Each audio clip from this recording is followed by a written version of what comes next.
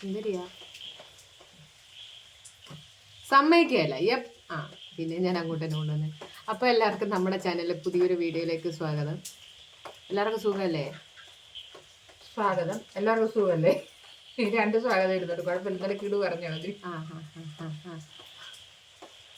പറ. അത് ഞാൻ പറയാൻ തുടങ്ങുമായിരുന്നു. അപ്പം നമ്മുടെ ഇന്നത്തെ വിഷയം എന്ന് പറയാൻ തുടങ്ങുമായിരുന്നു. അതൊന്നും അല്ല കേട്ടോ, പ്രസംഗവും ക്യാമറ. ഇതുവരെ എന്നോട് കിടന്ന് വളാന്ന് പറഞ്ഞോണ്ടിരുന്ന ടീമാണ്. പെട്ടെന്ന് ക്യാമറ അങ്ങോട്ട് ഓണായി കഴിയുമ്പോ പിന്നെ ശിവനെ ഏത് ജില്ല എന്ന് പറയാൻ നിന്നങ്ങോട്ട് തപ്പും. ഒന്നും അങ്ങോട്ട് മനസ്സിലാവാത്ത പോലെ പിന്നെ ഇരിക്കുന്നത്. ഇന്ന് പറയാൻ വന്ന എന്താന്ന് ചോദിച്ചാല്, ഗൾഫിലെ കുറെ കഥകൾ പറഞ്ഞിട്ടുണ്ട്. ആദ്യം കുറെ പറഞ്ഞു, പിന്നെ ഗൾഫിന്റെ അല്ലാത്ത കുറെ കഥ പറഞ്ഞു. ഇപ്പൊ പറയാമെന്ന് പോകുന്ന കഥ ഇതുവരെ നിങ്ങളോട് ആരോടും പങ്കുവെക്കാത്തൊരു കഥയാണ്. മസ്കറ്റ് പോലീസ് സ്റ്റേഷനിൽ കുറച്ചാൾ കിടന്ന കഥ ഇപ്പൊ പറയാൻ പോകുന്നു. അതെന്താ ജീവിത കഥ, എല്ലാവരുടെയും ജീവിതം. ഈ എന്തിനാണ് കൈ ഇടക്കൊണ്ട് നോക്കുന്നത്? അതെന്താ കാരണം എന്ന് ചോദിച്ചാൽ, ഞാൻ നേരത്തെ ഉള്ള വീഡിയോയിൽ പറഞ്ഞിട്ടുണ്ടായിരുന്നു, എനിക്ക് അറബി എല്ലാ വർഷവും കൊണ്ടുപോയിട്ട് പാസ്പോർട്ട് വാങ്ങിക്കൊണ്ട് പോകും, എന്നെയും വിളിച്ചുകൊണ്ട് പോകും, എന്തോ ഒരു പേപ്പറിൽ ഒപ്പിട്ട് വാങ്ങിക്കും, പുള്ളി വിസ അടിച്ച് തരില്ല. അങ്ങനെയാണ് 12 വർഷം നാട്ടിൽ വരാതിരിക്കാനുള്ള മെയിൻ കാരണം. അതിൻ്റെ അപ്പുറത്ത് വേറെ കാരണങ്ങളൊക്കെ ഉണ്ട്. അത് നമുക്ക് ഞാൻ എന്നാ പറഞ്ഞല്ലോ, പറയാൻ പറ്റില്ല. ഇതെന്താണെന്ന് ചോദിച്ചു കഴിഞ്ഞാൽ, ഒരു ദിവസം ഇവക്കെന്ന് അമ്മുവിന് 7 വയസ്സ്. അമ്മുവും ഞാനുമായിട്ട് രാവിലെ മോനോട്ടം ജോലിക്ക് പോയി.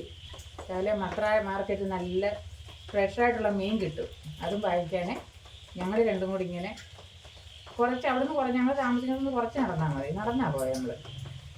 നടന്ന് അവിടെ ഇങ്ങോട്ട് അവിടെ സൈഡിൽ നിന്ന് അങ്ങോട്ട് നടന്നു പോകുന്ന ഉടനെ അറബിയുണ്ട് മുന്നേ വണ്ടിയുമായിട്ട്. എന്നോട് പറഞ്ഞിട്ട് 10 റിയാൽ വേണമെന്ന്. ഞാൻ പറഞ്ഞു എൻ്റെ കയ്യിൽ ഇപ്പോൾ പൈസ ഇല്ല, ഇപ്പോൾ തരാനും ഇല്ല എന്ന് പറഞ്ഞു. ഇയാൾ എൻ്റെ അടുത്ത് അങ്ങ് ചൂടായി. നിൻ്റെ വിസ അടിച്ച് തരില്ല, പാസ്പോർട്ട് തരില്ല. അങ്ങനെയാണ്. ഞാൻ പറഞ്ഞു അതല്ലെങ്കിലും തരുന്നില്ലല്ലോ. എന്നിട്ടുണ്ട് താഴെ നമുക്ക് പോലീസ് സ്റ്റേഷനിൽ പോകാമെന്ന് പറഞ്ഞു. താഴെന്ന് പറഞ്ഞാൽ എല്ലാവർക്കും മനസ്സിലായത് വാ നമുക്ക് പോലീസ് സ്റ്റേഷനിൽ പോകാമെന്ന് പറഞ്ഞു. ഞാൻ പറഞ്ഞു വായിച്ചോട്ടെ. അപ്പം ഇങ്ങനെ വിചാരിച്ച് ഞാൻ പേടിച്ചിട്ട് പൈസ എങ്ങനെയും ഉണ്ടാക്കി കൊടുക്കുമെന്ന് വിചാരിച്ചിട്ട് അവിടെ നിന്ന് ഈയുടെ കൂടെ ഞാൻ നേരെ കയറിപ്പോയി. നേരെ മസ്കറ്റ് പോലീസ് സ്റ്റേഷനിൽ അവിടെ ചെന്നു. ഇയാൾ പറഞ്ഞു. അപ്പോൾ അവിടെ ചെന്ന് കഴിഞ്ഞപ്പം അറബിക്കൊരു പേടിയായി. നീ ഉണ്ടായിരുന്നു. നിന്നെ കൊണ്ടല്ലേ പോയതന്നെ മീൻ വാങ്ങിക്കാന്. മീൻ മാർക്കറ്റിൽ നിന്നല്ലേ പോകുന്നത്. 5 റിയാലും കൈ പിടിച്ചുണ്ട്. 5 റിയാലും കൈ പിടിച്ച് ഇവിടെയും കൈ പിടിച്ചിട്ടുണ്ട് പോലീസ് സ്റ്റേഷനിൽ കയറി പോകുന്നത്. അവിടെ ചെന്നികൾ അവിടെ കിടന്ന് ബബ്ബ അടിക്കാൻ തുടങ്ങി. അന്നേരം പോലീസുകാർ ചോദിച്ചാൽ എന്താ കാര്യമെന്ന്. ഞാനപ്പം അറിയാവുന്ന അറബിയിൽ അവരോട് കാര്യം പറഞ്ഞു. അപ്പം നാസർ എന്ന് പറയുന്ന ഒരു ഉദ്യോഗസ്ഥനുണ്ടായിരുന്നു. ആ പുള്ളിക്കാരനെ നേരത്തെ തൊട്ടേ അറിയാവുന്ന എങ്ങനെയാണെന്ന് വെച്ചാൽ, ഇവള് പ്ലേ സ്കൂളിൽ പോകാൻ തുടങ്ങിയ സമയം തൊട്ട് അവരെല്ലാം കൂടി ഞങ്ങൾ താമസിക്കുന്ന വീടിൻ്റെ അടുത്ത് ചെറിയൊരു പാർക്കുണ്ടായിരുന്നു.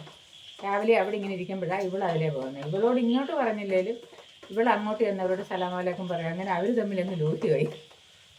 എനിക്കിപ്പോഴും ഉണ്ടാകും സ്വഭാവം. അവർ തമ്മിൽ ലോഹിയായിട്ട് അന്നേരം ആ പുള്ളിക്കാരന് അവിടെ ഉണ്ടായിരുന്നു. അയാൾ പറഞ്ഞത് ഉണ്ട്, വിസ ഇല്ലാത്ത പ്രശ്നമാണ്. അതിൻ്റെ പ്രശ്നമുണ്ട്. അപ്പം ഞാൻ അയാളോട് പറഞ്ഞു, ഇത്ര വർഷമായി എനിക്ക് വിസ അടിച്ച് തന്നിട്ടില്ല. എല്ലാ വർഷവും വന്നിട്ട് എൻ്റെ കയ്യിൽ നിന്ന് 300 റിയാൽ വീതം വാങ്ങിക്കൊണ്ട് പോകുന്നുണ്ട്. എന്നെ വിളിച്ചുകൊണ്ട് പോകാറുണ്ട്. എൻ്റെ പേപ്പറിനകത്ത് ഒപ്പിട്ട് വാങ്ങിക്കാറുണ്ട്, സീൽ ചെയ്യാറുണ്ട്. പക്ഷെങ്കിൽ അത് അറബി ആയതുകൊണ്ട് എന്താണെന്ന് നമുക്ക് വായിക്കാൻ അറിയില്ല. അതുകൊണ്ട് ഇന്നതാ പ്രശ്നം എന്ന് പറഞ്ഞു. അവർ പറഞ്ഞു സാരമില്ല, നീ വാ, നിനക്ക് നാട്ടിൽ പോകണമെന്ന് ചോദിച്ചു. ഞാൻ പറഞ്ഞു എനിക്ക് എന്തായാലും പോയാൽ പറ്റത്തുള്ളൂ എന്ന് പറഞ്ഞു. 12 വർഷത്തിന് ശേഷം കേട്ടോ. അന്നേരം അവർ പറഞ്ഞു അങ്ങനെ നാട്ടിൽ പോകണമെന്നുണ്ടെങ്കിൽ കുറച്ച് ദിവസം പോലീസ് സ്റ്റേഷനിൽ കിടന്നാൽ പറ്റത്തുള്ളൂ. ഞാൻ അന്നേരം കുഞ്ഞു കൂടെ ഉണ്ടല്ലോ, അതുകൊണ്ട് എനിക്ക് ചെറിയൊരു സങ്കടം വന്നു. അന്നേരം തന്നെ ഞാൻ ആ നാസറിനെ കൊണ്ട് മോനേട്ടനെ വിളിപ്പിച്ചു. മോനേട്ടൻ ജോലിക്ക് പോയെടുത്തായിരുന്നു. പോലീസ് സ്റ്റേഷനിലാണെന്ന് പറഞ്ഞപ്പോഴേ പുള്ളിക്ക് അതൊക്കെ ഭയങ്കര പേടിയുള്ള കൂട്ടത്തിലായിട്ട്. കാലും കൈയും ഇറക്കാൻ തുടങ്ങും അവരെ കാണുമ്പോൾ തന്നെ. അന്നേരം മോനേട്ടൻ വന്നു. എന്താ കാര്യമെന്ന് ചോദിച്ചു. ഞാൻ പറഞ്ഞു ഇന്നതാ കാര്യം, അറബിയാണ് ഇവിടെ കൊണ്ടുവന്നേ. അവൻ പോകാമെന്ന് പറഞ്ഞപ്പോൾ ഞാനും അങ്ങ് പോരാമെന്ന് പറഞ്ഞു. എന്തോ ഒരു ധൈര്യം ഇനി പോകുന്നു പറഞ്ഞു. ഇവളെ മോനേട്ടനോട് പറഞ്ഞു കേട്ടിട്ട് എന്നെ അവിടെ 5 ദിവസം അവിടെ നിർത്തി. 5 ദിവസത്തിപ്പം ആഴ്ച ഒരു ഞായറാഴ്ച നാളെന്ന് മോളെ കാണാനും മോനേട്ടനെ കാണാനുമുള്ള സൗകര്യം അവർ ചെയ്തു തന്നു. അവിടുന്ന് അവർ കോബ്ര എന്ന് പറയുന്ന സ്ഥലത്ത് കൊണ്ടുപോയി. അവിടെ ഒരു 12 ദിവസം കിടന്നു. അവിടുന്ന് പിന്നെ അതെല്ലാം കഴിഞ്ഞിട്ടുള്ള വലിയ സ്ഥലമാണ് സീബ് ജയിൽ, സെൻട്രൽ ജയിൽ. ഇവിടുത്തെയൊക്കെ വലിയ ജയിലെന്ന് പറഞ്ഞാൽ കുറച്ചേനെ അവിടെയൊക്കെ ഒന്ന് ചെന്ന് കാണേണ്ടത് തന്നെ. നമ്മളൊക്കെ പോകുന്ന ഉടനെ നമ്മളെ ഒന്ന് പിടിച്ചോണ്ട് പോകുമ്പോൾ എത്രയെന്ന് പറഞ്ഞാലും ഇങ്ങനെ ഓരോ ആൾക്കാരുടെ അടുത്ത് ചെന്നിട്ട് നമുക്ക് സംസാരിക്കാൻ കൂടെ അറിയാൻ വയ്യാത്തവരെ ശരിക്കും പെടും. എന്താ ഇവരോട് പറയേണ്ടത്, എങ്ങനെയാണ് പറയേണ്ടത്. പക്ഷേ അറബിയും ഇംഗ്ലീഷും ഒക്കെ അറിയാവുന്നത് കൊണ്ട് ദൈവത്തിൻ്റെ കൃപ കൊണ്ട് വലിയ കുഴപ്പമൊന്നും ഇല്ലാതെ ഇങ്ങനെ മുന്നോട്ട് പോയി. അവിടെയൊക്കെ ചെന്ന് കഴിഞ്ഞപ്പോൾ തന്നെ എത്ര ജനങ്ങളാണ് ഈ ഒരു കേസിൽ തന്നെ അവിടെ കിടക്കുന്നറിയോ. പിന്നെ പിടിച്ചുപറി, മോഷണം, മറ്റുള്ള കാര്യങ്ങളിലായിട്ട് സെപ്പറേറ്റ് ആയിട്ട് ആൾക്കാരെ ഇങ്ങനെ ചുരുക്കം വരേണ്ട 1.5 മാസം അവിടെ കിടന്നു. എല്ലാ ആഴ്ചയും ഞായറാഴ്ച രാവിലെ അച്ഛനും മോളും കൂടെ ഹാജരാകും. കുറച്ച് ദിവസം മോളോട് സംസാരിക്കും, കുറച്ച് നേരം. ഒരു തവണ അകത്ത് കയറ്റി പോകണം. ഒരു തവണയല്ല, മിക്കവാറും കൊണ്ട്. എനിക്ക് പക്ഷെ എനിക്ക് എന്താ ചില ഇൻസിഡൻസ് മാത്രമേ ഓർമ്മയുള്ളൂ കേട്ടോ. എനിക്ക് കുറെ സാധനങ്ങളൊന്നും അങ്ങനെ ഓർമ്മയൊന്നുമില്ല. എവിടൊക്കെയോ ഒരു മിന്നി പറഞ്ഞു പോയ എന്തൊക്കെയോ കിടന്നപ്പോഴും അവിടെ വന്നിട്ട് അകത്തെല്ലാം കയറി ഉച്ചയ്ക്ക് ചോറും ഒക്കെ കഴിച്ചിട്ടാ പോയത്. ആണോ? അതൊന്നും എനിക്ക് ഓർമ്മയില്ല. എവിടെ ഒന്ന് ഞാൻ വന്നായിരുന്നു. പിന്നെ സീവിലും വന്നു. ആഴ്ച ഒരിക്കൽ കാണാമല്ലോ, അന്നേരം അവിടെ കൊണ്ടുവരും, മോനോടനെ അവിടെ കൊണ്ടുവരും. കാണുമെന്ന് പറയുമ്പം വിളിക്കാനൊന്നും പറ്റില്ല. ആഴ്ച ഒരു ദിവസം നമുക്ക് ഫോൺ ചെയ്യാം വെളിയിലേക്ക്. അത് ഇവരുടെ മുന്നേ വെച്ച് തന്നെ നമ്പർ നമ്മൾ കുത്തണം. അന്നേരം തന്നെ വിളിച്ച് സംസാരിച്ച് ഒരു 2 അല്ലെങ്കിൽ 3 മിനിറ്റ് അത്ര സമയം കൊണ്ട് വിളിച്ച് സംസാരവും കഴിഞ്ഞിട്ട് അവിടുന്ന് ഇവർ പോകണം. അപ്പം നമ്മൾ കരഞ്ഞ് വിളിച്ച് പിന്നെ അതിനകത്ത് തന്നെ. പിന്നെ അതിനകത്ത് 1.5 മാസം എങ്ങനെ ചിലവിട്ടെന്ന് ചോദിച്ചാൽ സലാലായിന്ന്, സീബിന്ന്, പിന്നെ സോഹാർ, സൂർ, ഇവിടെ നിന്നെല്ലാം ഒരുപാട് പെണ്ണുങ്ങളെ കൊണ്ടുവന്ന് സെപ്പറേറ്റ്, ആണുങ്ങൾക്ക് വേറെ പെണ്ണുങ്ങൾക്ക് വേറെ, അങ്ങനെ സെപ്പറേറ്റ് ആയിട്ടാണ് ഈ ആൾക്കാരായിരുന്നു. ഫുഡിനൊന്നും യാതൊരു കുഴപ്പമില്ല കേട്ടോ. 62 കിലോ അന്ന് ഞാൻ ഉണ്ടായിരുന്നു. ഞാൻ അവിടെ നിന്ന് നാട്ടിൽ തിരിച്ചിറങ്ങാറായപ്പോൾ തന്നെ ഒരു 75-76 കിലോയോളമായി വെയിറ്റ്. എനിക്ക് താഴെ വഴിയൊന്നും ഇങ്ങോട്ട് കയറാൻ പറ്റില്ലായിരുന്നു, അമ്മാതിരി വെയിറ്റ് വന്നായിട്ട്. അവിടെ കിടന്ന് കുറച്ചാൽ അവിടുത്തെ രാവിലെ ഒരു കാപ്പി കൊണ്ടുതരും, പാലൊഴിച്ച്. അത് കഴിഞ്ഞൊരു 7 മണിയാകുമ്പോൾ ഗുബൂസും പാൽച്ചായയും അതിങ്ങനെ കൊണ്ടുവയ്ക്കുകയായി. ഒരു ഗൾഫുകാരൻ്റെ ഭക്ഷണം. അത് തരും. അത് 2 കടിച്ച് പറിച്ച് ഈ ചായയും കുടിക്കും. അത് കഴിഞ്ഞൊരു 10 മണിയാകുമ്പോൾ പിന്നെ രാവിലത്തെ ഭക്ഷണം. അത് ചീസും ചിലപ്പം ബ്രെഡായിരിക്കും, ചിലപ്പോൾ ഈ ഗുബൂസ് തന്നെ ആയിരിക്കും. ചതുരക്കെട്ട പോലെ. സിൽവറും ബ്ലൂവും. പിന്നെ ഉച്ചക്കത്തെ ഫുഡാണ് ഫുഡ്. നല്ല അടിപൊളി ബിരിയാണി. അതൊരു ദിവസം കോഴിയാണ്. പറച്ചിലൊക്കെ കേട്ട് കഴിഞ്ഞാൽ ഇനി അങ്ങോട്ട് പോവാൻ ഭയങ്കര കൊതിയുള്ള. അത് ചിലർക്ക് പോലീസ് സ്റ്റേഷൻ എന്ന് പറഞ്ഞു കഴിഞ്ഞാൽ അത് ക്രിമിനൽ കുറ്റം ചെയ്യുന്നവർക്ക് അതൊരു നരകം തന്നെയാണ്, അല്ലെന്ന് പറയുന്നില്ല. പക്ഷെ നമുക്ക് ആരും കാണാൻ പറ്റത്തില്ല, വിളിക്കാൻ പറ്റുന്നില്ല, സങ്കടമുള്ള കാര്യം തന്നെയാണ്. പക്ഷെ നമുക്ക് ഇങ്ങനൊരു കാര്യത്തിന് വേണ്ടി പോയത് കൊണ്ട് എങ്ങനെ നാട്ടിൽ വരണമെന്നുള്ള ആ ഒരു മനസ്സിൻ്റെ ഒരു ആഗ്രഹം അങ്ങ് നിലനിന്നത് കൊണ്ട് എങ്ങനെയായാലും എനിക്ക് പിടിച്ച് നിന്നേ പറ്റത്തുള്ള എന്ന് അങ്ങ് കിടന്നു. ഉച്ചക്കത്തെ ഭക്ഷണം കഴിഞ്ഞ് പിന്നെ ആഴ്ച ഓരോ ദിവസവും ക്ലീനിങ് ഓരോ ആൾക്കാർക്കാണ്. ഇപ്പം ഓരോ കേൾക്കുമ്പോ ഉണ്ടല്ലോ എനിക്ക് എന്റെ ഹോസ്റ്റലിലെ ഓർമ്മ വരുന്നത്. എല്ലാം നല്ല സാമ്യമുണ്ട്. ഫുഡിന്റെ കാര്യം പറഞ്ഞത് ഓക്കെ, അത് തന്നെ. പിന്നെ താമസ സൗകര്യം അത് പറഞ്ഞ പോലെ തന്നെ. ബിരിയാണി ആയിരുന്നു ഉച്ചയ്ക്ക്. എന്നൊന്നും ബിരിയാണി അല്ലെങ്കിൽ അല്ല, എന്തെങ്കിലും പരിപാടിയുള്ള ദിവസങ്ങളിലൊക്കെ നമുക്ക് ബിരിയാണി കിട്ടാറുണ്ടായിരുന്നു കേട്ടോ. പിന്നെ ഉരുളക്കിഴങ്ങ് വെച്ചിട്ടുള്ളൊരു കട്ട്ലറ്റ് ഒക്കെ കിട്ടുമായിരുന്നു, ഉരുളക്കിഴങ്ങ് കട്ട്ലറ്റ്. പിന്നെ ഇത് പറഞ്ഞ രണ്ടും എനിക്ക് കണക്റ്റ് ആവുന്നുണ്ട്. കാരണം ഞാനും കിടന്നൊരു ജയിലാണോ എന്ന് എനിക്കൊരു സംശയമുണ്ട്. ആയിരുന്നു. ഫോൺ വിളിച്ചാൽ ഇത്ര മിനിറ്റ് സംസാരിക്കാൻ പാടുള്ളൂ. ദൈവമേ, ഫോൺ വിളിക്കുന്നതാണ് ഈ യുദ്ധം. എന്തെങ്കിലും ഒരു കാര്യം ഞാനിങ്ങനെ പറയാൻ നിൽക്കുമ്പോഴായിരിക്കും കേട്ടോ അവിടെ നിന്ന് തന്നെ കൊച്ചമ്മ ഇങ്ങനെ ഒരു നോട്ടാ. എൻ്റെ വായിന് എന്തെങ്കിലും വീണ പൊന്നു മോളെ കഴിഞ്ഞു പിന്നെ നിന്റെ കഥ. കരച്ചില്ലെന്ന് പറഞ്ഞ് എനിക്ക് കാണണേന്ന് പറഞ്ഞിട്ട് മോങ്ങാനും കൊണ്ട് തുടങ്ങിയുണ്ടല്ലോ, ഞാൻ കരച്ചിൽ നിർത്തൂല. പിന്നെ ഇവരുടെ കണ്ണുരുട്ടൽ, ഇവരുടെ ഉരുട്ടൽ കണ്ടു കഴിഞ്ഞാൽ 2 കൃഷ്ണമണിയും കൂടി ഇപ്പൊ പുറത്തേക്ക് വരും. നമ്മാതിരി ഉരുട്ടലൊക്കെ കണ്ട് പേടിച്ചാ വളർന്നെ. പക്ഷെ കറക്റ്റ് ആട്ടോ. അപ്പൊ ഞാനും ജയിലിലേക്ക് പറഞ്ഞു കഴിഞ്ഞില്ല. പറഞ്ഞു കേക്കട്ടെ, ബാക്കിയോടെ കേട്ടിട്ട് വേണം എനിക്ക് ഉറപ്പിക്കാൻ. പറ. ആഴ്ച ഓരോ ദിവസം ഓരോ തെറ്റ് ചെയ്തതിനുള്ള ശിക്ഷയുള്ളവർക്കും ഓരോ തരം ക്ലീനിങ്. ഇപ്പം നമ്മളെ കൊണ്ടുപോയത് വിസ ഇല്ലാത്തതിൻ്റെ പേരിൽ അങ്ങനെ കൊണ്ടുപോയതാണ്. നമുക്കൊക്കെ റൂം ക്ലീൻ ചെയ്യൽ, ബാത്റൂം ക്ലീൻ ചെയ്യൽ അങ്ങനെയുള്ള ജോലികളാണ്. മറ്റേ ഇതിനെക്കാട്ടി തെറ്റ് ചെയ്തവരുണ്ട്. നമ്മൾ ഇപ്പം വിസ ഇല്ലാതെ നിൽക്കുന്ന തെറ്റ് തന്നെയല്ലേ, അത് നമ്മുടെ കുറ്റം കൊണ്ടല്ല എന്നുള്ളത് വേറൊരു സത്യം. പക്ഷെ അത് അത് അംഗീകരിക്കില്ലല്ലോ, നമ്മുടെ കുഴപ്പം കൊണ്ടാണ്.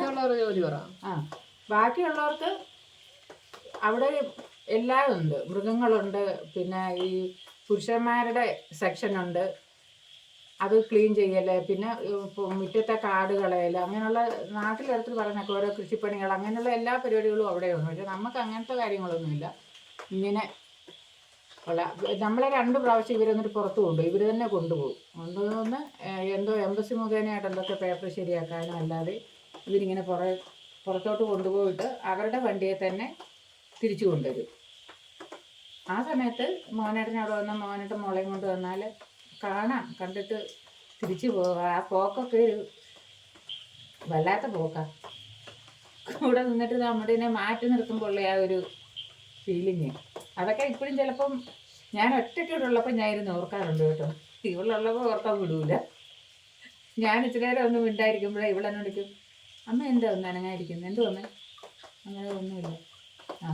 ഇനി ഞാൻ മിണ്ടാതിരിക്കുമ്പോൾ എന്നോടും പറയണം കേട്ടോ, ഒന്നും എന്താ ചോദിച്ചോണ്ട് വരണം കേട്ടോ. എനിക്കാരും മിണ്ടായിരിക്കുന്ന ഇഷ്ടമല്ല.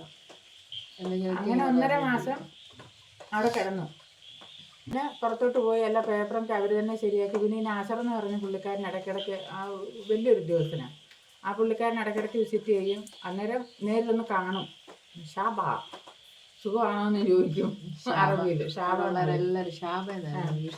സുഖമാണോന്ന് ചോദിക്കും. സുഖമാണ് അറബ, എനിക്ക് നാട്ടിൽ പോകണമെന്ന് കരഞ്ഞുകൊണ്ട് പറയും. വെയിറ്റ് ചെയ്യാൻ പറയാം അറബിയിൽ. അവിടെ വെയിറ്റ് ചെയ്ത് 1.5 മാസം കഴിഞ്ഞ് ഞാൻ അന്ന് അവിടെ കിടന്നവരോട് പറയും, ഇവിടെ വന്നതിൽ ആദ്യം അപ്പോൾ ഇവർ നമ്മളെ പുറത്തോട്ട് നമുക്ക് അവിടെ നിന്ന് വിടണമെന്നുണ്ടെങ്കിൽ ഇവർ മൈക്കിൽ കൂടെ അനൗൺസ് ചെയ്യും, ഇന്നാർക്ക് ഇന്ന ദിവസം പോകാമെന്നുള്ളത്. അപ്പോൾ പെട്ടിയൊക്കെ നമ്മൾ നേരത്തെ റെഡിയാക്കണം. ഇവർ തന്നെ കൊണ്ടുപോയി നമ്മുടെ സാധനങ്ങളൊക്കെ നമ്മുടെ വീട്ടിൽ നിന്ന് എടുപ്പിച്ചിട്ട് അവിടെ കൊണ്ടുവെക്കും. വലിയ റൂമുണ്ട്, എല്ലാവരും പെട്ടി പേരെഴുതിയിട്ട് അതിനകത്ത് എത്തണം. ഇപ്പോഴും ഉണ്ട് ആ പെട്ടിയുടെ മണ്ടയ്ക്ക് പേരെഴുതി വെച്ചിട്ടുള്ളത്. ആ പെട്ടിയെല്ലാം അവിടെ റെഡിയാക്കി വെച്ചേക്കണം. നമ്മൾ പോരുമ്പോൾ അതെടുക്കുക, പോരുക, അല്ല അതിൻ്റെ അപ്പുറത്ത് വേറെ കാര്യങ്ങളൊന്നുമില്ല. 1.5 മാസം കഴിഞ്ഞ് ഇവർ വിളിച്ചു, പേര് വന്നു, വിളിച്ചു, പോകാമല്ലോ. അവിടുന്ന് പോന്നു. ഇവർ തന്നെ ഈ നസർ എന്ന് പറയുന്ന അറബി മറ്റുള്ളവരും കൂടി എയർപോർട്ടിൽ വിട്ടു. അച്ഛനും മോളും കൂടെ അവിടെ എയർപോർട്ടിൽ വന്നു. അപ്പം വീട്ടിലുള്ള സാധനങ്ങളൊക്കെ ആ സമയത്താണ് കോന് അവിടെ വലിയ മറ്റേ ഇതുണ്ടാകുന്നത്, സുനാമി ഉണ്ടാകുന്നത്. അങ്ങനെ എനിക്ക് ഓർമ്മ, പാർക്കൊക്കെ വെള്ളം കയറി റോഡ് സൈഡ്, പിന്നെ കടലിന്റെ കുറച്ച് ദൂരമായിട്ടല്ല താമസിച്ചിരുന്നത്. ആ കുറേ സാധനങ്ങൾ ആ വഴിയൊക്കെ എനിക്ക് ഓർമ്മയുണ്ട്, നഷ്ടപ്പെട്ടു പോയി. കുറേ പാർക്കും, അത്ര പാർക്കും. നേരത്തെ അവിടെ അലേർട്ട് വന്നപ്പോ എന്നെ കൊണ്ട് ലോലമ്മച്ചിയുടെ അടുത്ത് പോയി. അവർ താമസിച്ചല്ലോ, അവിടുന്ന് തന്നെ അവരുമെല്ലാം ഈ കളക്ടീരത്ത് അടുത്ത് താമസിച്ചിരുന്നതൊക്കെ മാറ്റി താമസിപ്പിച്ചു. അടുത്ത് താമസിച്ചിരുന്നതിൽ അവർ പെട്ടി എടുത്തോണ്ട് പോകുന്നത് കൊണ്ട് അത് കിട്ടി. പിന്നെ കുഞ്ഞിനെ ചേച്ചിയുടെ അടുത്തുകൊണ്ടാക്കി സ്ത്രീവില്. മോനേട്ടനും അവിടുന്ന് മാറി താമസിച്ചു. അതുകൊണ്ട് അവരെ 2 പേരെ എനിക്ക് കിട്ടി. അതാണല്ലേ. അങ്ങനെ വലിയ ആയിരുന്നോ? എനിക്കത്ര ഓർമ്മ. എന്തുവായിരുന്നത്? അത് കഴിഞ്ഞിട്ട് തന്നെ ആ പാർക്ക് അച്ഛനും ഞാനിവിടെ ഇവിടെ പുറത്തു തന്നെ ഇറങ്ങിയപ്പോൾ ആ പാർക്ക് കാണിക്കട്ടെ എന്ന് പറഞ്ഞോണ്ട് എന്നെ കൊണ്ട് ഇറങ്ങി. അന്നേരം നോക്കി മൊത്തവും, അതായത് ഒരു കമ്പി, എനിക്കിപ്പോഴും നല്ല ഓർമ്മയുണ്ട്. ഇങ്ങോട്ട് ചെറിയൊരു നടപ്പാത, കുറേ പേര് ഇരിക്കുന്ന സ്ഥലം, പിന്നെ ഇവിടെ പാർക്ക്, ഊഞ്ഞാൽ ഇവിടെ ഈ സൈഡ്. ഞാൻ ആ വിഷൻ എൻ്റെ കണ്ണിൽ എനിക്ക് നന്നായിട്ട് തെളിഞ്ഞാണ് കേട്ടോ. ഇവിടെ ഇങ്ങനെയുള്ള കമ്പി, ഇങ്ങനെ പിടിച്ച് നടക്കുന്ന സൈസ് കമ്പി, അത് നല്ല പൊക്കമുണ്ട്. ഞാനിപ്പോൾ എണീറ്റിരിക്കുകയാണെങ്കിൽ എൻ്റെ ഈ പൊക്കത്തിലാന്ന് തോന്നുന്നു ആ കമ്പി. അതൊക്കെ വളഞ്ഞു നിന്നിട്ട് മൊത്തവും മണലെന്ന് പറഞ്ഞു കഴിഞ്ഞാൽ ചില സാധനങ്ങളൊന്നും കാണത്തില്ല, അമ്മാതിരി ഇങ്ങനെ കയറി കിടക്കാം അതിൻ്റെ അടുത്തിട്ട്. അതെനിക്ക് എവിടേക്കോ ചെറിയ ചെറിയ ബന്ധം ഇങ്ങനെ കത്തി വരുന്നുണ്ട്. അതുകൊണ്ട് ആ ഒരു പെട്ടി എടുത്തുകൊണ്ട് പോകുന്നു. കുറച്ച് തുണിയും കൂടെ കൊണ്ടുവന്നുകൊണ്ട് അതെനിക്ക് കിട്ടി. അതുമായിട്ട് പിന്നെ ഒരു കാർട്ടൂണോ എന്തൊക്കെ ആയിട്ട് ഇവർ അവിടെ വന്ന് കയറി. അവിടെ നിന്ന് തിരിച്ചു പോന്നു. തിരിച്ച് ഇവിടെ വന്ന് ഇവിടെ അന്ന് റോഡൊന്നുമില്ല, താഴെ നിന്ന് കുറച്ച് കയറ്റം കുത്തുകല്ല് പോലെ ഇങ്ങനെ കയറി ഇങ്ങോട്ട് വരണം. അപ്പം ഞാൻ ഇവിടെ വന്നതിന്റെ മുമ്പ് ഈ വീട് അമ്മ കണ്ടിട്ടുണ്ടോ? ഇല്ലല്ലോ, അന്നേരം വരുമ്പോഴല്ലേ ഫോട്ടോസ് ജവാദങ്ങൾ ഇല്ലല്ലോ. ആദ്യമായിട്ട് കാണുന്ന ഇവിടെ വന്നതിന് 2007 മാർച്ച് 17-ാം തീയതി ഞാനിവിടെ വരുന്നത്. 2019 ഞാൻ മാർച്ച് 19 ഞാൻ നാട്ടിൽ പോകുന്നു. അന്നേരമാണ് ഈ 2019 അല്ല 9 ഓ 2019 ഒന്നും കൂടെ പറഞ്ഞ് മൊത്തത്തിൽ എന്തോ ഒരു 2007 ഞാനിവിടെ വരുന്നു. മാർച്ച് 17-ാം തീയതി. മാർച്ച് 19-ാം തീയതി ഞാൻ നാട്ടിൽ പോകുന്നു പറയാനാണ് ഞാൻ ഉദ്ദേശിച്ചേ. മാർച്ച് 19 ഇവിടെ വന്നതെന്നാ 17-ാം തീയതി. 19-ാം തീയതി പത്തനംതിട്ടയ്ക്ക് ഇപ്പൊ മനസ്സിലായില്ലേ? അത് പറയാനാ വന്നത്. അതുകൊണ്ട് ഞാൻ പറഞ്ഞോണ്ട് വന്നത് മാറിപ്പോയിന്ന് മാത്രം. അപ്പൊ ഞാനവിടെ വീട്ടില് ഇവിടെ ഒക്കെ വന്നു. അനിയത്തിയൊക്കെ ഇവിടെ താമസിക്കുന്നേ, വാടകയ്ക്ക് ഇത് അവരാ വീട് വാങ്ങുന്നത് കേട്ടോ. ഇത് അനിയത്തിയൊക്കെ വീട് വേണമെന്ന് പറഞ്ഞപ്പോൾ ഇവിടെ അവർ വാടക ആദ്യം പുള്ളിക്കാരന് ജോലിക്ക് വന്നതാണ്. ഇതിൽ ഇവിടെ അങ്ങ് ഈ വീട് നല്ലതെന്ന് പറഞ്ഞാൽ അവരിവിടെ താമസിച്ചു. ഞാനിവിടെ വന്നു കഴിഞ്ഞാൽ അവർ വേറെ വീട് അത് പറഞ്ഞിട്ടുണ്ടായിരുന്നു എടുത്തായിരുന്നു അവരങ്ങോട്ട്. ഞാൻ നാട്ടിൽ ചെന്നു. അനിയത്തിൻ്റെ മോനും കൂട്ടിക്കൊണ്ടാ പോകുന്നത് ഇവിടുന്ന്. അവിടെ ചെന്നപ്പം എൻ്റെ അവിടുന്ന് ചെല്ലുന്നെന്ന് പറഞ്ഞായിരുന്നു. അവിടുന്ന് വന്ന കറിയൊക്കെ നാട്ടിൽ അറിഞ്ഞിട്ടുണ്ട്. എൻ്റെ അമ്മ വലിയൊരു കലത്തിനകത്ത് വെള്ളമൊക്കെ ചൂടാക്കി കുഴമ്പൊക്കെ വാങ്ങി റെഡിയാക്കി വെച്ചേക്കുക. അന്നേരം ഞാനങ്ങ് അടുത്തോട്ട് ചെന്ന് അപ്പോൾ എന്നോട് പറഞ്ഞ് മക്കൾ ഇങ്ങോട്ട് വന്ന ഒരു കാര്യം ചോദിക്കണമെന്ന് ഞാൻ റൂമിനകത്തോട്ട് കൊണ്ടുപോയിട്ട് എന്നോട് പറഞ്ഞ് സാരി ഒന്ന് അഴിച്ചിട്ട് ബ്ലൗസ് ഒന്ന് അഴിക്കാൻ പറഞ്ഞു. ഞാൻ എന്താ കാര്യം എന്തോ? നീ അഴിക്ക്, ഇച്ചിരി കുഴമ്പ് വരട്ടെ ചോദിച്ച കാര്യം എന്താണെന്ന് വെച്ചിട്ട് എന്നോട് പറഞ്ഞു നിൻ്റെ പുറമെല്ലാം ആകെ നീര് വെച്ച് ഉരുണ്ടുരുണ്ട് കിടക്കുകയാണല്ലോ, പോലീസുകാരെല്ലാം ഇടിച്ച് ചതച്ച് ആകെ ഇതായി കിടക്കുകയാണല്ലോ എന്ന് പറഞ്ഞു. അതൊന്ന് കാണാൻ വേണ്ടി എനിക്ക് എന്നെ പോലീസുകാർ ഇടിക്കും എന്തിന്? ഞാൻ അവസാനം അമ്മയ്ക്ക് വിശ്വാസമില്ല. എന്നിട്ട് ഞാൻ എൻ്റെ ബ്ലൗസ് അഴിച്ചിട്ട് അമ്മേൻ്റെ പുറം കാണിച്ചു കൊടുത്തു. അന്നേരം അമ്മ ചോദിച്ചില്ല. ഞങ്ങളുടെ സ്നേഹമുള്ള ബന്ധുക്കൾ അവരോട് പറഞ്ഞു കൊടുത്തു അമ്മേനെ പോലീസ് ഇടിച്ച് ഇഞ്ച പരിവാക്കി വെച്ചിട്ട് നിന്ന് എന്നെ ഇഞ്ച പരിവാക്കി വെച്ച് ഞാനാണ് 2 കാലിൽ ഇവിടുന്ന് നടന്ന് അവിടുന്ന് ഇവിടെ വന്നത്. മോളെ ഇവിടെ ആക്കിയിട്ട് പോന്നു. പിന്നെ ബാക്കിയുള്ള കാര്യമൊക്കെ ഇന്നാൾ ഞാൻ പറഞ്ഞായിരുന്നല്ലോ. പറഞ്ഞിട്ടില്ല. മോളെ അവിടെ ആയിരുന്നു ഞാൻ പോരുമ്പോൾ. എനിക്ക് പിന്നെ ഇവർ ഈ നാസർ എന്ന് പറഞ്ഞ പുള്ളിക്കാരൻ മുൻകൈ എടുത്തിട്ട് അറബിയുടെ വീട്ടിൽ പോയി ഒരു പാസ്പോർട്ടൊക്കെ തപ്പിയെടുത്തു കേട്ടോ. അറബി ഇല്ലെന്നൊക്കെ പറഞ്ഞു, പക്ഷേ ഇവർ പോയി തപ്പിയെടുത്തു. ഒന്ന് ഞാൻ ഇങ്ങോട്ട് കയറി പോരുന്നതിൻ്റെ അന്നാണോ അതിൻ്റെ പിറ്റേ ദിവസം എൻ്റെ പാസ്പോർട്ട് തീരുക. അന്നൊന്നും ചെയ്യാൻ പറ്റത്തില്ല, എളുപ്പം അവിടെ നിന്നുണ്ട്. അപ്പോൾ അവർ പറഞ്ഞ് ഇവിടെ ഔട്ട് പാസ് അടിച്ച് വിടാം, നാട്ടിൽ വന്നിട്ട് പാസ്പോർട്ട് ശരിയാക്കിയാൽ മതി എന്ന് പറഞ്ഞു. അങ്ങനെ ഔട്ട് പാസ് അടിച്ച് കയറ്റി വിട്ടു. പിന്നെ മോക്ക് പാസ്പോർട്ട് എടുത്തില്ലാത്തതുകൊണ്ട് അന്നത്തെ അമ്മയുടെ പേരിൽ ഉള്ള ഇതിലായിരുന്നു മക്കൾക്ക് പാസ്പോർട്ട് എടുക്കുന്നത്. അതെടുക്കാൻ പറ്റിയിട്ടില്ലായിരുന്നു. പിന്നെ ഈ അറബിയെ നിരന്തരം അന്നേരം അയാൾ പറഞ്ഞിട്ടുണ്ടായിരുന്നു എന്ത് കാര്യമുണ്ടെങ്കിലും നീ വിളിക്കണമെന്ന്. ഇയാളെ എങ്ങനെ വിളിച്ച് 7 മാസം അവൾ അച്ഛൻ്റെ കൂടെ നിന്നു. 7ാമത്തെ മാസമാണ് അത് ഇവിടെ കയറ്റി വിടുന്നത്. അതും ആ പുള്ളിക്കാരൻ തന്നെ ഇതുപോലെ ഔട്ട് പാസ്. 7 മാസമല്ല അമ്മ മാർച്ചിലല്ലേ വന്നത്? ഞാൻ ജനുവരിയിലാണ് വരുന്നത്. March, April, May, June, July, August അല്ലേ 7 മാസമല്ലേ? 1 വർഷത്തോളം ഞാൻ 7 മാസമല്ല, 1 വർഷത്തോളം ഇവിടെ നിന്നു. July, August, September, October, November, December 9 മാസം നിന്നു. എൻ്റെ പിറന്നാളിൻ്റെ അന്നാണ് ഞാൻ ആദ്യമായിട്ട് കേരളത്തിൽ കാലുകുത്തുന്നത്. പറയുന്നോണ്ടൊന്നും തോന്നരുത് കേട്ടോ. അന്നത്തോടുകൂടി എൻ്റെ കഷ്ടകാലത്തോ പല്ലി വരെ ചലച്ചു. പല്ലി വേറെ പക്കിയും ചലക്കൂ.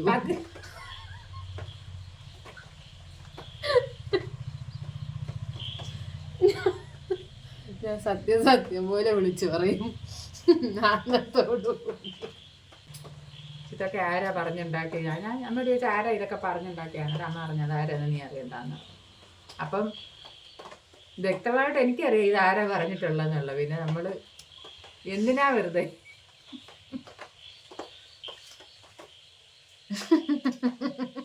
അങ്ങനെയാണ് നമ്മൾ നാട്ടിലെത്തിയ കഥ. ഒരു ചെറിയൊരു എന്താ പറയുക, എന്നുവെച്ചാൽ ഒരു കുഞ്ഞൊരു സൂചിയെക്കാട്ടിൽ കട്ടി കുറവായിരിക്കും ഒരു തേങ്ങയുടെ അകത്തെ ചെറിയൊരു ചകിരിനാരിന്. സൂചിക്ക് അത്രയും വണ്ണം, സൂചിയെക്കാട്ടിൽ വണ്ണം കുറവാണ്.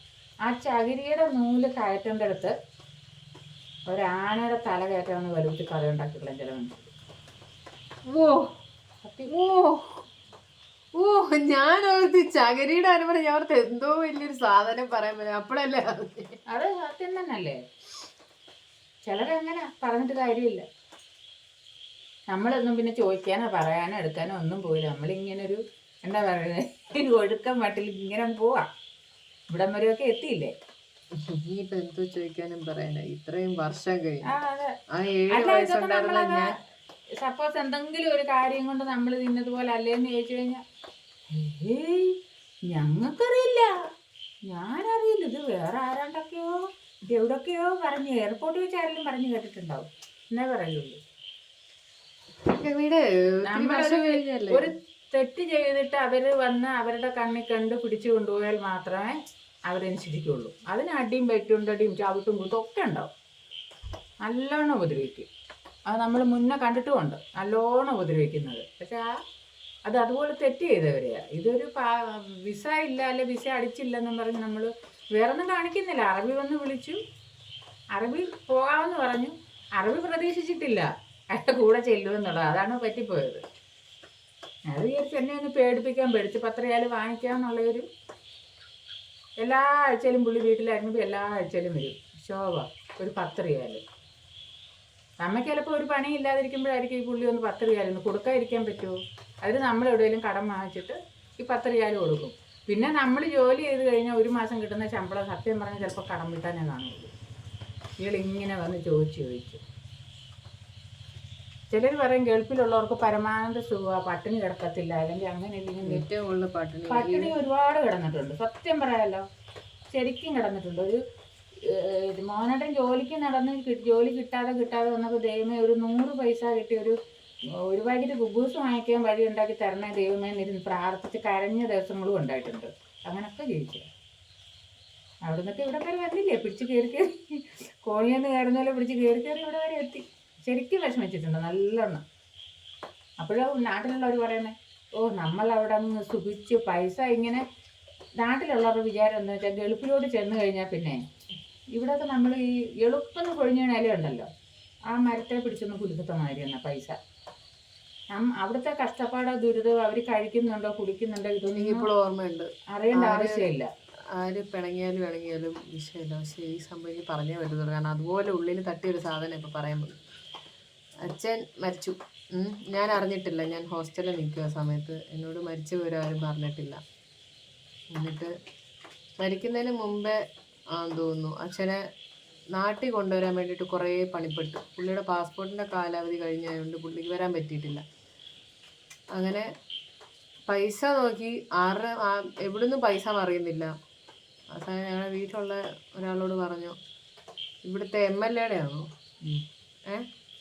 ഞങ്ങളുടെ അവിടുത്തെ നാട്ടിലെ MLA സൈനുണ്ട്, സൈൻ ഒരു പേപ്പറിൽ ഇതുപോലെ ഒപ്പിട്ട് വാങ്ങിക്കാന്നുണ്ടെങ്കിൽ, അതായത് അച്ഛനെ നാട്ടിൽ കൊണ്ടുവന്നിട്ട് അന്നേരം തന്നെ തിരുവനന്തപുരം RCC കൊണ്ടുപോകാൻ വേണ്ടിയിട്ടുള്ള പ്ലാനായിരുന്നു. എന്നിട്ട് ഒപ്പിട്ട് തരാൻ പറഞ്ഞു. പുള്ളി അന്നേരം ഞങ്ങളുടെ ബന്ധത്തിലുള്ള ഒരാൾ തന്നെയാണ്. എന്നിട്ട് പുള്ളി പറഞ്ഞു, എനിക്കൊരു 10,000 രൂപ നിങ്ങൾ അയച്ചു തരാമെന്നുണ്ടെങ്കിൽ ഞാൻ ആ പേപ്പർ ഒപ്പിട്ട് വാങ്ങിക്കാം. മനുഷ്യനിവിടെ ഒരു ഗ്ലാസ് വെള്ളം വാങ്ങിക്കാനുള്ള പൈസ ഇല്ലാതിരിക്കുമ്പം നമ്മളോട് ബാർഗെയിൻ ചെയ്ത് പൈസ വാങ്ങണം. അത് വിളിച്ച് പറയുകയും കൂടെ ചെയ്യുന്നുണ്ടോ? വിളിച്ച് പറയുകയും ചെയ്തു. അത് മാത്രമല്ല കുറേ സംഭവം അവസ്ഥയിലൊക്കെ ഉണ്ടല്ലോ. നമ്മളെ എന്താന്ന് വെച്ചാൽ എന്തോ പറയണ്ടേ അതിനൊക്കെ. നമുക്ക് ഈ ഒന്നുമല്ലാതെ നിൽക്കുന്നൊരവസ്ഥ. നമുക്ക് അന്തവും ഇല്ല കുന്തവും ഇല്ല, എങ്ങോട്ട് പോകണം, ആര് നമ്മളെ സഹായിക്കും, നമുക്ക് ആരുണ്ട് എന്നൊക്കെ നമ്മൾ ചിന്തിച്ച് നമുക്ക് ഒരു അന്തവും ഇല്ലാതിരിക്കുന്ന സമയത്തുണ്ടല്ലോ ഇങ്ങനെയൊക്കെയുള്ള ഈ ഓരോ ആ സമയത്ത് തന്നെ ഇതും പറയുന്നേ. എനിക്ക് ഒരു പേപ്പർ അയച്ചു തരുമോയെന്ന് ചോദിച്ചപ്പോൾ ഒരു 10,000 രൂപ അയച്ചു തരാമെങ്കിൽ പേപ്പർ വാങ്ങിച്ച് അയച്ചു തരാമെന്ന് പറഞ്ഞപ്പോൾ അന്നേരം പുള്ളിക്കാരൻ വർത്താനം പറയും, എനിക്ക് അങ്ങനത്തെ ഒരു പേപ്പർ വേണ്ടെന്ന് പറഞ്ഞു. എന്നോട് മരിക്കുന്നതിൻ്റെ തലേന്നും ഫോൺ വിളിച്ച് സംസാരിക്കുന്നു ഹോസ്റ്റലിൽ. എല്ലാ പിറന്നാളിലും കൃത്യസമയമാകുമ്പോൾ എനിക്ക് മറ്റേ ഗ്രീറ്റിംഗ് കാർഡ് വരും. ഗ്രീറ്റിംഗ് കാർഡ് കുറച്ച് മുട്ടായി ഗൾഫിൽ നിന്ന് അയക്കുന്നത് കിട്ടും. അതിലെന്തെങ്കിലുമൊക്കെ എഴുതിയിട്ടുണ്ടാവും. കുറേ നാൾ എൻ്റെ കാർഡൊക്കെ ഉണ്ടായത്. പിന്നെ അതൊക്കെ ചെതലെടുത്ത് അങ്ങനെ ഇങ്ങനെയൊക്കെ പോയി. എന്തോ പറഞ്ഞു വന്ന കൂട്ടത്തിൽ അത് പറഞ്ഞു, പൈസയുടെ കാര്യം പറഞ്ഞോളാം. അച്ഛൻ്റെ ബോഡി കൊണ്ടുവരാൻ വേണ്ടിയിട്ട് ഇവിടെ കരിപ്പൂരല്ലേ വന്നേ, കരിപ്പൂർ എയർപോർട്ടിലാണ് അമ്മ അച്ഛൻ്റെ ബോഡിയും കൊണ്ടുവരുന്നത്. ഞാൻ അച്ഛൻ്റെ ബോഡി കണ്ടിട്ടില്ല കേട്ടോ, ഞാൻ കണ്ടിട്ട് തന്നില്ല. അതൊക്കെ അച്ഛൻ്റെ വീട്ടുകാർ കൊണ്ടുവരുന്നു. അതൊക്കെ വലിയ കഥ, അതൊക്കെ പറയാൻ നിന്ന് കഴിഞ്ഞാൽ ഇനിയും വീഡിയോയുടെ നീളം കൂടിക്കൊണ്ടിരിക്കും. അതൊക്കെ എങ്ങനെയാ, അല്ല എല്ലാവർക്കും ഒരു ചിരിച്ച അല്ലെങ്കിൽ സന്തോഷമുള്ള ബാക്ക്ഗ്രൗണ്ട് മാത്രമല്ല. ഇത് ഞാൻ പറയാം. അപ്പം എൻ്റെ വീട്ടിൽ നിന്ന് എല്ലാവരും വന്നു, എയർപോർട്ടിൽ വന്നു. ഞാൻ മോനേട്ടനെ കൊണ്ട് അവിടെ ഒരിക്കലും ആരെയും കുറ്റം പറയുന്നല്ല കേട്ടോ, കുറ്റം പറയുന്നതല്ല. നമ്മുടെ ചില സമയത്ത് ചില സാഹചര്യങ്ങൾ മുതലെടുക്കുന്നുണ്ടാവും. ഒരുപാട് അവിടെ കിടന്ന് ഒരുപാട് ദുഃഖങ്ങളും ദുരിതങ്ങളും അനുഭവിക്കുന്ന ആർക്കും വിഷമങ്ങളും പ്രയാസങ്ങളും ഒന്നും ഉണ്ടാവാതിരിക്കട്ടെ. എല്ലാവരും ദൈവം അനുഗ്രഹിക്കട്ടെ. അവിടെ വന്ന സമയത്തും ഒരുപാട് കഷ്ടപ്പെട്ടു. പുള്ളിയും കൊണ്ട് അവിടുന്ന് ആ ബോഡിയും കൊണ്ട് പോരാൻ ശരിക്കും എന്താ പറയുക, ഓരോ ആൾക്കാരുടെ മുന്നേ കൈ നീട്ടിയിട്ടുണ്ട്. അപ്പോഴും എന്നെ കൂടുതൽ സഹായിച്ചിട്ടുള്ളത് അവിടുത്തെ അറബികൾ ഏറ്റവും കൂടുതൽ സഹായിച്ചിട്ടുള്ളത്. പേപ്പർ കട്ടിങ് കൊടുത്ത് അങ്ങനെ പേപ്പറിൽ കൊടുത്തതിൻ്റെ പേരിൽ കുറേ പേരൊക്കെ സഹായം ചെയ്തു. അവിടുന്ന് അനുഭവിച്ചിട്ടുള്ളവർക്കറിയാം, അവിടുന്ന് ഒരു ബോഡി നാട്ടിലെത്തിക്കണമെങ്കിൽ അത് 10 ദിവസം മോർച്ചറി വെച്ചിരുന്നതിന് ശേഷം മാത്രമാണ് ഇങ്ങോട്ട് വരുന്നതിൻ്റെ തലേ ദിവസം വെച്ചാൽ മരിക്കും. നാട്ടിൽ 18-ാം തീയതി വരാൻ നിന്നു, 17-ാം തീയതി എത്ര മണിക്ക് വെളുപ്പിന് 5:30 തിങ്കളാഴ്ച ദിവസം, ചൊവ്വാഴ്ച വരാനിരുന്നു, തിങ്കളാഴ്ച വെളുപ്പിന് മരിച്ചു. അപ്പം ഞാൻ ഈ ബോഡിയായിട്ട് വന്നു. എയർപോർട്ടിൽ വന്ന് ഇറങ്ങിയപ്പോൾ ഞാൻ ഇവിടുന്ന് ഒരു പ്രാവശ്യം കയറിപ്പോയ കരിപ്പൂർ എയർപോർട്ടിൽ നിന്ന് കയറിപ്പോയിട്ടുണ്ട്. അന്ന് അവിടെ കണ്ട പരിചയമുള്ള ഒരു പോലീസുകാരന്, ഇത് ബോഡി അപ്പുറത്തെ സൈഡിൽ നമ്മൾ ഇപ്പുറത്തെ 2 സൈഡിൽ കൂടെ ആണല്ലോ വിടുന്നത്. അവിടെ ഈ പേപ്പർ, ഒരു ലോഡ് പേപ്പറുണ്ട് കയ്യിൽ. ഈ പേപ്പറും എല്ലാം ആയിട്ട് വന്നപ്പം ആ പുള്ളിക്കാരൻ്റെ തോളയിലിങ്ങനെ തട്ടിയിട്ട് ചോദിച്ചു, നിങ്ങൾക്ക് ഇനി ഒന്ന് കരഞ്ഞു കൂടാന്ന് എൻ്റെ അടുത്ത് ചോദിച്ചു. ഞാൻ പറഞ്ഞില്ല, കരയാൻ പാടില്ല എന്ന് പറഞ്ഞു. പുള്ളി ഇത് ചോദിക്കുകയും ഞാൻ കരയൊരു അത് ഏതൊരവസ്ഥയാണെന്ന് അത് അനുഭവിക്കുന്നവർക്ക് മാത്രമേ അറിയുള്ളൂ. നമ്മൾ വെളിയിൽ വന്ന് നാട്ടിലോട്ട് പോകാൻ നേരത്ത് തിരിച്ചെല്ലാവരും വന്ന് പുള്ളിക്കാരൻ്റെ ബോഡി കണ്ണൂർക്ക് കൊണ്ടുപോയി. ഞങ്ങൾ തിരിച്ച് നാട്ടിലോട്ടും പോയി.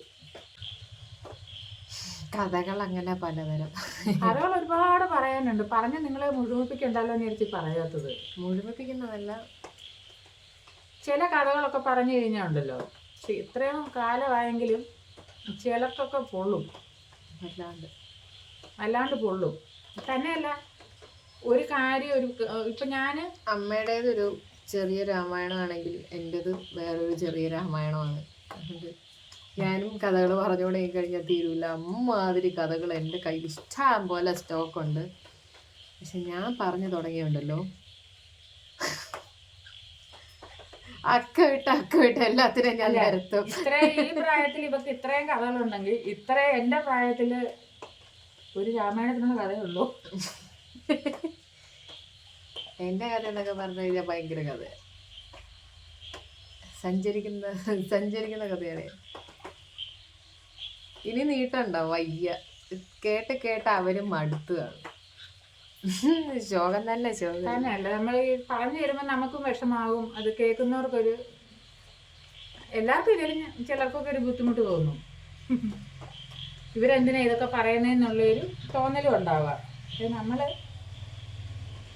ചില സിറ്റുവേഷൻ കാരണം പറഞ്ഞു പോകുന്നതാ, പറയാതിരിക്കാൻ പറ്റാത്തതുകൊണ്ടങ്ങ് പറഞ്ഞാണ്. ചിലരെങ്കിലും ഇതൊക്കെ അറിയാൻ വേണ്ടിയിട്ട് പറഞ്ഞതുമാണ്. നിങ്ങൾക്കും കാണും ലൈഫിൽ ഇങ്ങനത്തെ ഒരുപാട് പേർക്കുണ്ടാവും. ചില മനുഷ്യന്റെ ജീവിതത്തിൽ ഒരു പ്രായത്തിൽ നിന്നൊരു പ്രായം വരെ ട്രാജഡി മാത്രമായിരിക്കും. അവിടുന്ന് പിന്നെ ചെറുത് കയറി വന്നിട്ട് കുറേ കാലം കഴിയുമ്പം വീണ്ടും തുടങ്ങും. പിന്നെ നമ്മൾ ദൈവത്തെ വിശ്വസിക്കുന്ന പോലെ, ദിലീപ് പറയുന്ന പോലെ 20 വയസ്സ് വരെ കഷ്ടകാലം ചീത്ത സമയമെന്ന് പറഞ്ഞിട്ടുണ്ട്. അത് കഴിയുമ്പോൾ ശീലമായിക്കോളൂന്ന്. അതുപോലെയാണ് ശീലമാവും. നമ്മൾ കുറച്ച് അനുഭവിച്ച് വരുമ്പോൾ നമുക്കതൊരു പിന്നെ അങ്ങനെ ഒരു പിടിച്ച് കയറാവുന്നുള്ള ഒരു കച്ചിത്തുരുമ്പ് കേട്ടാൽ ആഴക്കുഴിയിലോട്ട് പോകുമ്പോഴും ഒരു ചെറിയൊരു വള്ളി കിട്ടിയാൽ നമ്മൾ പിടിച്ച് രക്ഷപ്പെടാൻ നോക്കുമല്ലോ എന്ന് പറഞ്ഞ പോലെ കരയേറി. പക്ഷേ അവസാന നിമിഷത്തിൽ എൻ്റെ പ്രതീക്ഷ നഷ്ടപ്പെട്ടു പോയി. ദൈവഹിതം നഷ്ടപ്പെട്ടു. ഇപ്പൊ ഞാൻ എന്ത്? അതല്ല മോനേട്ടൻ മരിച്ച കാര്യമാണ്, നീ എൻ്റെ കാര്യമല്ലോ. ഞാനിപ്പോ ഇവിടെ ജീവനോടില്ലേ. അപ്പം ഇത്രയൊക്കെയുള്ള നമ്മുടെ വീഡിയോ. എല്ലാവരും സന്തോഷമായിട്ടിരിക്കുക, ഹാപ്പി ആയിട്ടിരിക്കുക. എന്തെങ്കിലും സങ്കടങ്ങളുണ്ടെങ്കിൽ ഷെയർ ചെയ്യുക അടുത്തുള്ള ആളിനോട്. കമന്റ് ബോക്സിൽ തന്നെ പറയണമെന്നില്ല. എല്ലാ കാര്യവും നമുക്ക് എല്ലാവരോടും ഷെയർ ചെയ്യാൻ പറ്റുന്ന വീഡിയോ എന്താ നമ്മൾ പറയേണ്ടതെന്നുള്ളത് നിങ്ങളൊന്ന് കമന്റ് ചെയ്യുക. എന്തോ പറയണ്ടെന്നുള്ളതല്ല, അതൊന്നും വേണ്ട പോകുന്നു. എന്തെങ്കിലും മാറ്റങ്ങൾ വരുത്താനുണ്ടെങ്കിൽ അത് പറഞ്ഞാൽ മതി. എന്നാ അതങ്ങനെ പറയണം. പിന്നെ ഒരു കാര്യം മനസ്സിൽ വെച്ച് ഇങ്ങനെ നീറി പുകഞ്ഞ് വിഷമിച്ചിരിക്കാൻ പാടില്ല കേട്ടോ. ഏറ്റവും അടുപ്പമുള്ള ആരോടെങ്കിലും ഒക്കെ ഇടയ്ക്കൊന്ന് പറയുന്നത് നല്ലതാണ്. ആരെങ്കിലും ഒക്കെ വേണ്ടേ?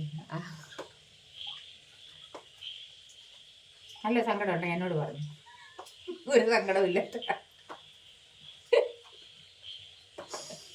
എന്തേലും ഉണ്ടെങ്കിൽ വിളിച്ചാൽ മതി. അതെ, ദൈവത്തിന്. അപ്പോൾ ഇത്രയൊക്കെ ഉള്ളു നമ്മുടെ വീഡിയോ. എല്ലാവരും സന്തോഷമായിട്ടിരിക്കുക, ഹാപ്പി ആയിട്ടിരിക്കുക. മനസ്സിൽ ഓരോന്ന് വെച്ച് ഇങ്ങനെ സങ്കടപ്പെടാണ്ടിരിക്കുക, ഹാപ്പി ആയിട്ടിരിക്കുക, പ്രാർത്ഥിക്കുക, സമയത്ത് ഫുഡ് കഴിക്കുക. അപ്പോൾ ഇത്രയൊക്കെ ഉള്ളു കേട്ടോ. ടാറ്റാ. അടുത്ത വിശേഷങ്ങളായിട്ട് ഉടനെ വരാം.